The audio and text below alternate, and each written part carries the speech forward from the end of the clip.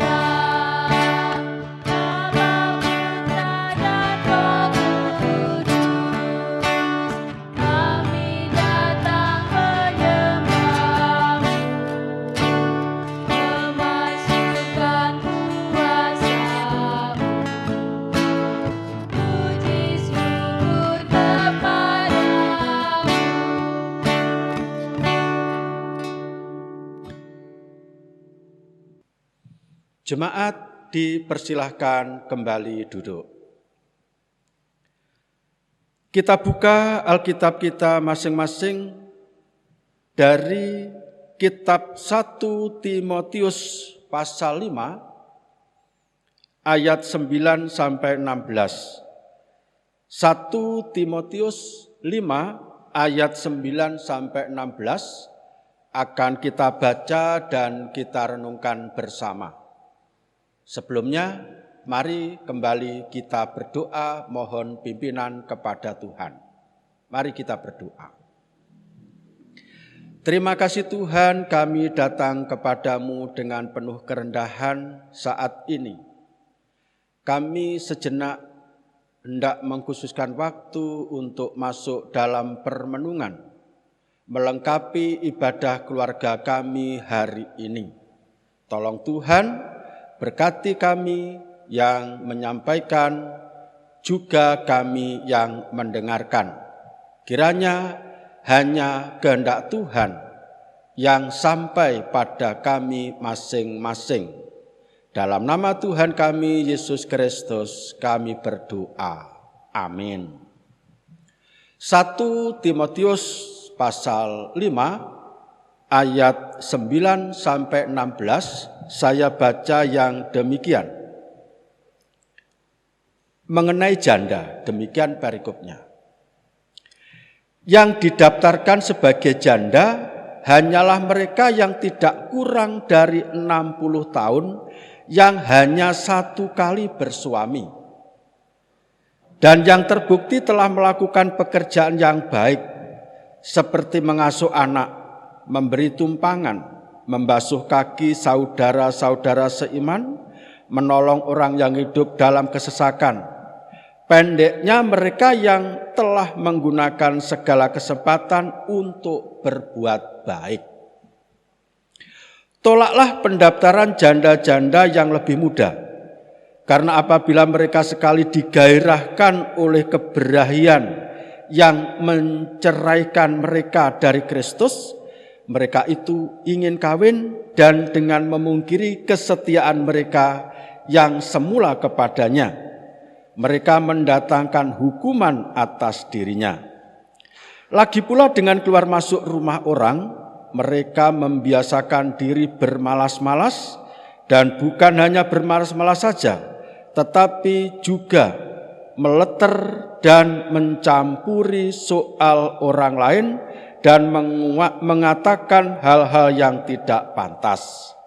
Karena itu aku mau supaya janda-janda muda kawin lagi, beroleh anak, memimpin rumah tangganya, dan jangan memberi alasan kepada lawan untuk memburuk-burukkan nama kita. Karena beberapa janda telah tersesat mengikut iblis. Jika seorang laki-laki atau perempuan yang percaya mempunyai anggota keluarga yang janda, hendaklah ia membantu mereka sehingga mereka jangan menjadi beban bagi jemaat. Dengan demikian, jemaat dapat membantu mereka yang benar-benar janda. Saya ulangi, terakhir ayat 16. Jika seorang laki-laki atau perempuan yang percaya mempunyai anggota keluarga yang janda, hendaklah ia membantu mereka sehingga mereka jangan menjadi beban bagi jemaat. Dengan demikian, jemaat dapat membantu mereka yang benar-benar janda. Berbahagia senantiasa saya dan panjenengan yang setia mendengarkan firman Tuhan ini, mau merenungkan dan menyatakannya dalam kehidupan sehari-hari. Amin. Ibu bapak yang dikasihi Tuhan, di suatu negara yang jauh di sana, masyarakatnya mempunyai kebiasaan menitipkan orang tuanya yang sudah lanjut usia ke panti jompo. Alasannya, mereka tidak bisa mengurus sendiri orang tuanya yang sudah lanjut usia itu, sementara mereka juga bekerja. Dipilihnya untuk menitipkan orang tua, supaya orang tua yang sudah lanjut usianya itu bisa terurus secara maksimal. Bapak Ibu yang dikasihi Tuhan, kebiasaan seperti itu apabila diterapkan di tengah-tengah lingkungan komunitas Jawa, maka itu akan menjadi celaan, hinaan, komentar-komentar yang negatif. Mungkin ada yang mengatakan, di mana balas budi anak? Di mana rasa kasih sayang dan hormat kepada orang tua? Bukankah ketika mereka masih kecil, dididik dengan budi pekerti, dipelihara dengan penuh kasih sayang dan tanggung jawab, agar kelak menjadi orang yang dewasa, orang yang mengerti, orang yang bisa dingengeri oleh orang tua. Kalau pada kenyataan setelah orang tua ini sudah lanjut usia ternyata tidak mau diikuti, dingengeri, dan diserahkan ke panti jompo, walaupun di panti jompo itu tersedia berbagai fasilitas yang cukup, tetap mereka akan dibilang, disebut, dikata-katai anak yang tidak tahu balas budi, anak yang tidak tahu sopan santun, anak yang tidak tahu tata krama, unggah-ungguh dan sebagainya. Bapak Ibu yang dikasihi Tuhan,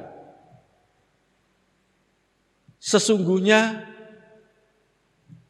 menitipkan orang tua ke panti jompo atau mengurus sendiri bersama keluarga, dua-duanya benar, dengan alasan supaya orang tua ini tetap terurus dengan baik dan maksimal. Dua-duanya benar dan baik saat dilatar belakangi tetap untuk menghormati, untuk tetap mengasihi apapun keadaannya orang tua yang sudah lanjut usia. Tetapi ya itulah Bapak Ibu, ternyata bisa mendatangkan komentar yang berbeda karena sudut pandang dan kebiasaan yang berbeda. Walaupun tujuannya sama. Sebagaimana ada peribahasa, lain ladang, lain belalang, lain lubuk, lain ikannya. Atau dalam bahasa Jawa, pepatah yang serupa, desa mawa cara, negara mawa tata.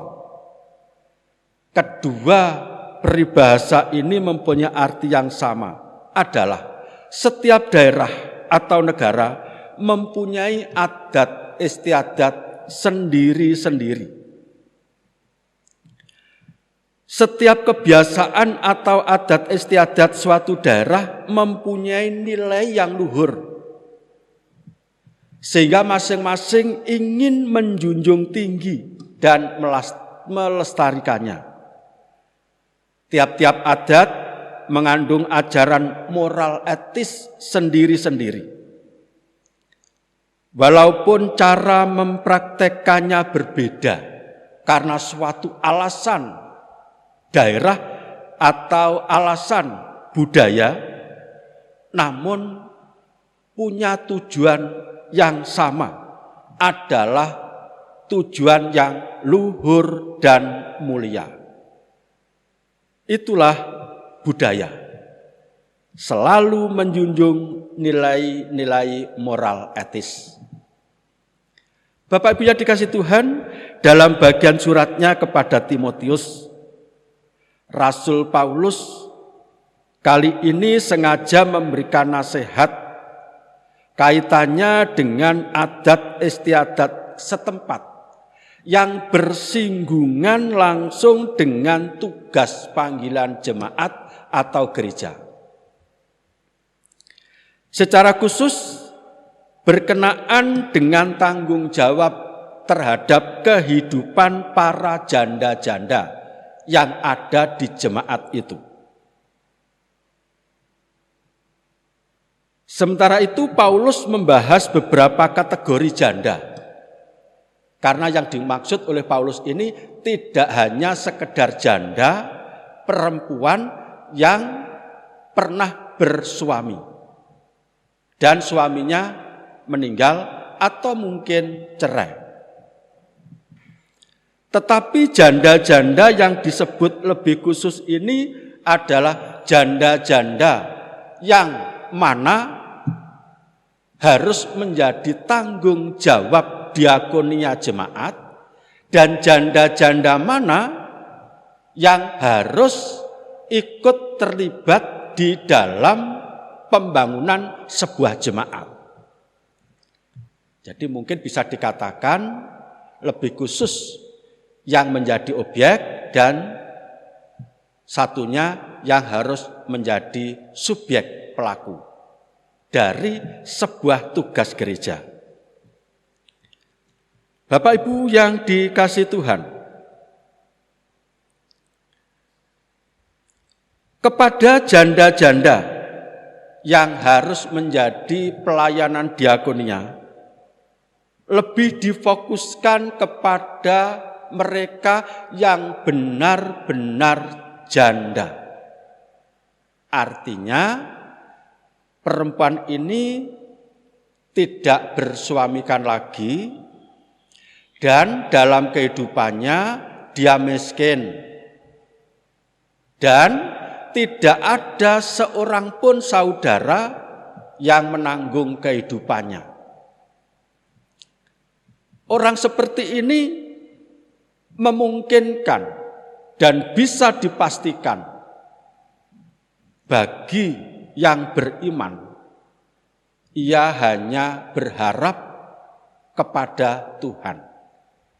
Sebab mau sambat kepada siapa dan siapa, dia tidak punya saudara. Dalam arti saudara yang menjadi penanggung. Dia hanya bisa berharap Tuhan yang selalu mengasihi itu yang akan menanggung. Sehingga banyak waktu yang dipakai untuk berdoa, memohon, dan memohon. Di pihak lain, jemaat harus ngerti bahwa jemaat ini sekali lagi adalah tubuh Kristus. Orang-orang yang siap melakukan sesuatu tatkala mendapati, menjumpai sebuah persoalan. Maka jemaat harus tanggap dengan orang-orang seperti ini. Jemaat harus peduli dan perlu mengalokasikan anggaran khusus untuk janda-janda yang benar-benar miskin dan tidak ada yang menanggung kehidupannya. Untuk yang masih kaya, rondo teles jenenge itu tidak masalah. Berikutnya adalah nasihat bagi warga jemaat apabila di tengah-tengah anggota keluarganya ada yang termasuk janda. Entah itu janda yang benar-benar janda ataukah janda yang masih kuat. Keluarga yang mempunyai harus ikut bertanggung jawab. Diharapkan ikut terlibat dalam pekerjaan jemaat di tengah-tengah keluarganya sendiri. Supaya janda-janda yang masih ada penanggung jawabnya itu tidak menjadi beban jemaat. Jemaat akan lebih fokus kepada mereka yang benar-benar janda.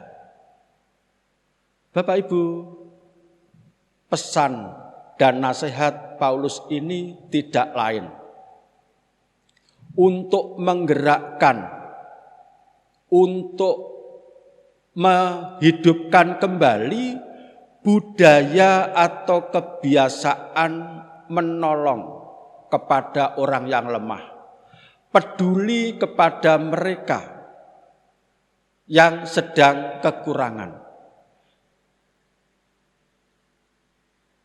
Itu bukan hanya tugas jemaat melulu, tetapi juga warga jemaat yang notabene adalah bagian dari gereja.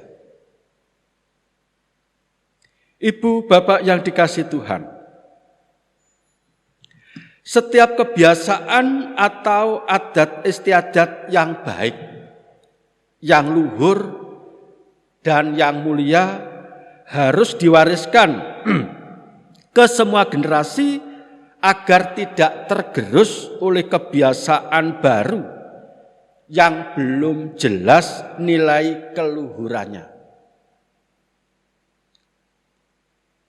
Tata krama, subosito, unggah-ungguh, sopan santun yang selalu diuri-uri oleh kalangan orang Jawa. Atau mungkin ada kebiasaan-kebiasaan lain yang sengaja dilestarikan oleh komunitasnya. Perlu diajarkan terus dari generasi ke generasi supaya saat muncul datang kebiasaan-kebiasaan baru, budaya-budaya baru, katakanlah budaya asing istilahnya, itu tidak serta-merta menolak atau langsung menerima, tetapi bisa difilter, dipertimbangkan apakah itu sesuai dengan kultur atau budaya lokal yang sengaja harus dilestarikan. Ini bukan berarti mengajari jemaat konservatif, tetapi jemaat selektif terhadap budaya-budaya baru. Iman Kristen tidak pernah mengajari melakukan konfrontasi terhadap semua jenis budaya, tetapi juga tidak berarti memberikan ruang bebas untuk selalu akomodatif, menerima semuanya, namun perlu untuk selektif. Dengan demikian Bapak Ibu, kebiasaan-kebiasaan yang baik, yang membangun, itu akan bisa terus berkembang dan mendapat ruang yang cukup. Ibu bapak yang dikasih Tuhan, bukankah kita sudah menerima juga pesan Rasul Paulus sebagaimana nasihatnya kepada jemaat di kota Roma yang mengatakan demikian, janganlah kamu menjadi serupa dengan dunia ini, tetapi berubahlah oleh pembaharuan budimu, sehingga kamu dapat membedakan manakah kehendak Allah, apa yang baik, yang berkenan kepada Allah, dan yang sempurna. Saya dan panjenengan sebagai bangsa yang berbudaya adalah bangsa yang siap untuk terus tumbuh dan berkembang dengan tetap memperhatikan nilai-nilai etis moral yang baik dan yang berkenan kepada Tuhan. Tuhan memberkati. Amin. Kita ambil saat teduh.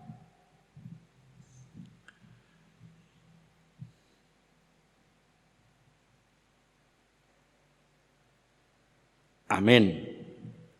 Kita sambut Bapak Ibu dengan menyanyikan Kidung Jemaat nomor 433, bait yang pertama sampai 3. 433, bait yang pertama sampai 3, Aku suka membagi.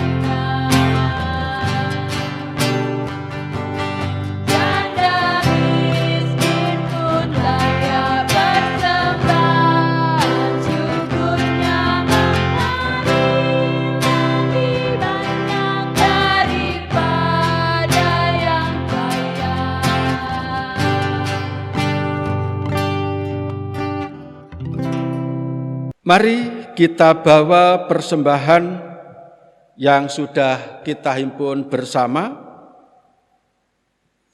Dalam doa sekaligus kita menutup dalam doa syafaat.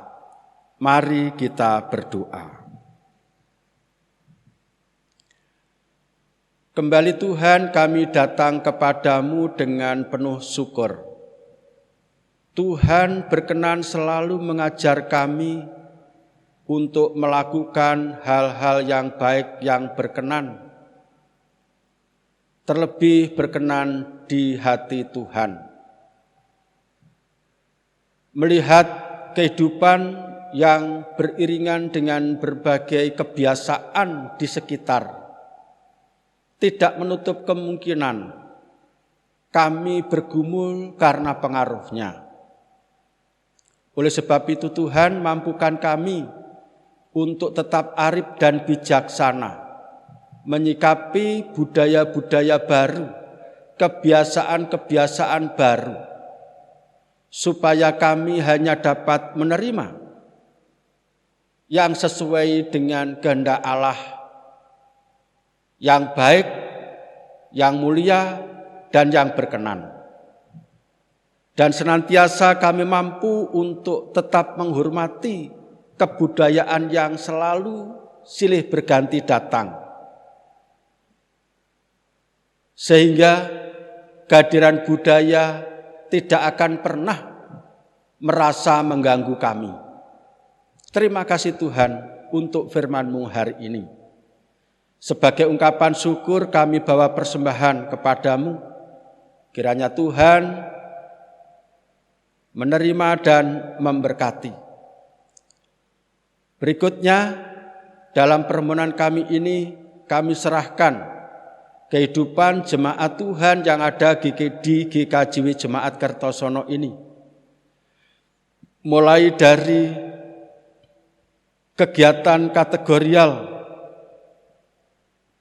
dan kegiatan badan-badan pembantu majelis jemaat yang meliputi berbagai bidang pelayanan. Kiranya Tuhan yang memberkati semuanya, hingga setiap pelayanan ini sungguh-sungguh mampu merawat iman jemaat, memupuk tanggung jawab jemaat, dan menyemangati kepedulian jemaat terhadap lingkungannya. Sebagaimana GKJW punya sesanti, mandiri, dan menjadi berkat. Tolong Tuhan, segala keterbatasan dan keberadaan kami ini Engkau berkenan untuk terus memperkaya kami, sehingga kami mampu melakukan apa setiap yang kami rencanakan. Demikian Tuhan, sebentar lagi hendak kami akhiri ibadat keluarga ini. Mungkin kami akan melanjutkan dengan berbagi di tengah-tengah perkumpulan yang terjadi malam ini di tengah keluarga kami masing-masing. Kiranya Tuhan memberkati apa yang kami lakukan di sisa waktu malam hari ini. Terima kasih Tuhan, di dalam nama-Mu Tuhan kami Yesus Kristus, kami berdoa dan memohon. Amin. Bapak Ibu, kami undang untuk berdiri. Kita akan menutup ibadat malam hari ini dengan menyanyikan Kidung Jemaat 429. Kidung Jemaat 429 kita nyanyikan bait yang pertama dan 3. Masih banyak orang berjalan.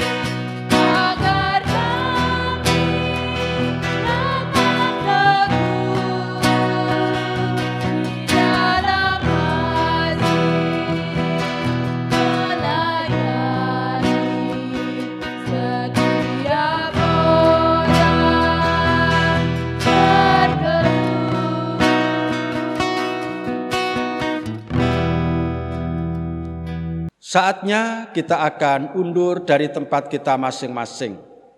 Tetaplah ingat akan pesan firman Tuhan dalam renungan malam hari ini, bahwasanya saya dan panjenengan harus sadar hidup di tengah-tengah orang yang berbudaya, hidup beriringan dengan perkembangan budaya dan kebiasaan.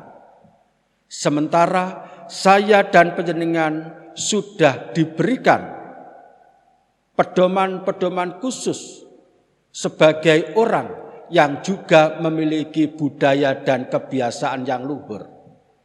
Tetap sikapi dengan bijaksana. Ukurlah dengan firman Tuhan seberapa jauh, seberapa dekat setiap budaya yang datang kepada kita untuk pantas kita terima sebagai bagian dari budaya Kristiani. Terimalah berkat Tuhan melalui hamba-Nya yang demikian. Kasih karunia dan damai sejahtera Allah Bapa di dalam Tuhan Yesus Kristus melalui persekutuan Roh Kudus senantiasa bersekutu berkarya dalam hidup keluarga saudaraku semua, hari ini kekal selamanya. Amin. Demikian Bapak Ibu akhirnya mengucapkan selamat malam, selamat beristirahat bagi yang mau beristirahat, dan kembali selamat beraktivitas bagi yang masih melanjutkan pekerjaannya. Tuhan memberkati. Amin.